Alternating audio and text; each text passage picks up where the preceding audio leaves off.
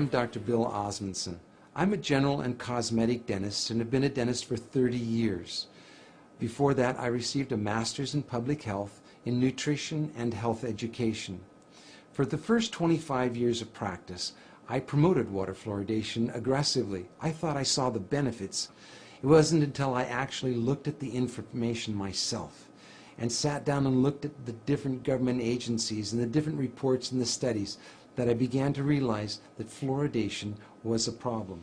One of the first things I did is I looked at my tube of toothpaste. It says drug facts. I know it's a drug. If I were to give it to you, it'd have to be a prescription. That's for swallowing. When it comes to toothpaste, it also says don't swallow. And if you do swallow, contact a poison control center. Well, the amount of fluoride that they're talking about is a pea-sized amount of fluoride.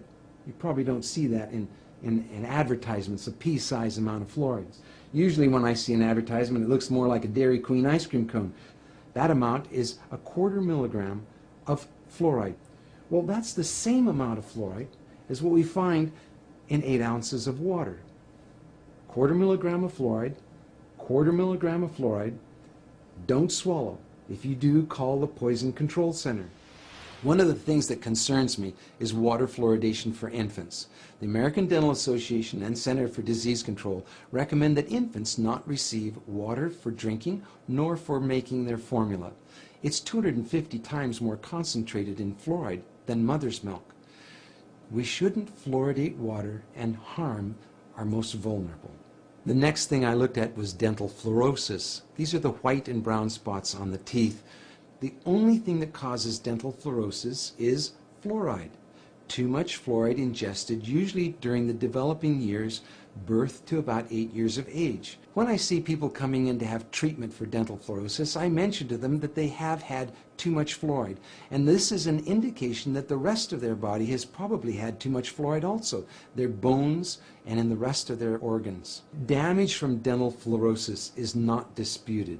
Everyone agrees that too much fluoride can cause dental fluorosis. About 1/3 of children are now experiencing fluorosis, according to the CDC.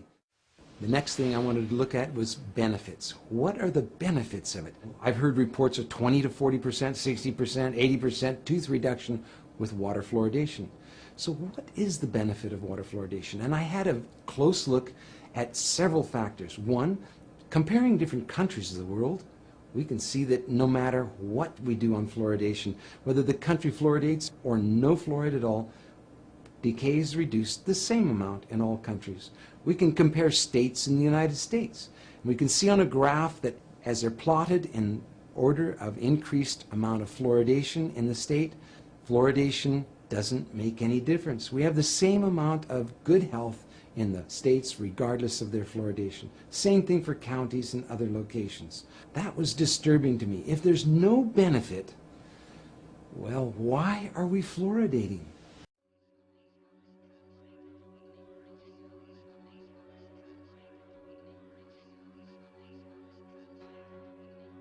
Fluoride science is corporate science. Fluoride science is DDT science, it's asbestos science, it's tobacco science, it's a racket.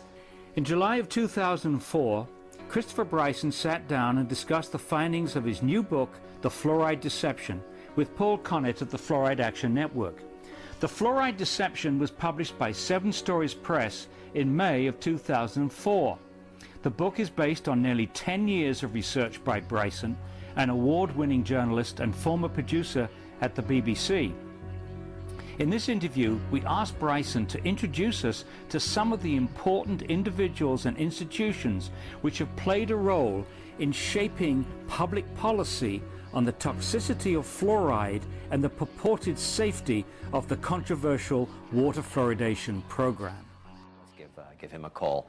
And I got through, and he said, look, I don't know a great deal about water fluoridation, but I've never had terribly good feelings about it. Here are the names of a couple of scientists you ought to speak with. And he gave me the names of Dr. William Hersey, who then and now is a chemist at the Environmental Protection Agency, and Dr. Robert J. Carton. Bob Carton had been with EPA, but at that time was then over at the U.S. Army. And I went down to Washington and met with Dr. Hersey and Dr. Carton, and they explained to me that the safety standards for water fluoridation in this country are based on fraudulent science.